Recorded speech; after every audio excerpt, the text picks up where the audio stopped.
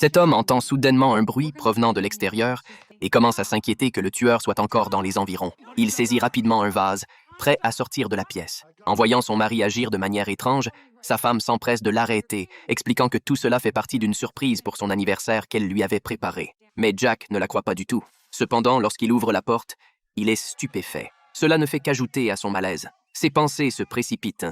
Et si sa femme avait découvert sa liaison et avait délibérément invité ces personnes? Si c'est le cas, le tueur de sa jeune maîtresse doit aussi être parmi eux. À cet instant, un ami de Jack s'approche et lui dit qu'il est arrivé tôt ce matin-là. À l'entente de cette nouvelle, Jack devient encore plus nerveux. Il saisit son ami, lui demandant précipitamment s'il a vu quelque chose d'anormal, mais son ami est totalement confus par la question.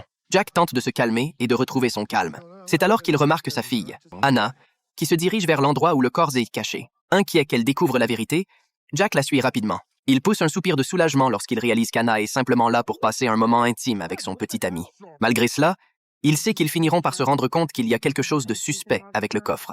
Jack invente alors une excuse, affirmant que le coffre est moisi et parvient à faire partir sa fille et son petit ami. Un peu plus tard, Jack remarque le garçon du voisinage dans sa maison. Se souvenant que le drone du garçon avait peut-être capturé des images de la mort de sa maîtresse, Jack se précipite immédiatement vers lui. Cependant, le garçon pense que Jack va le frapper. Il se raidit.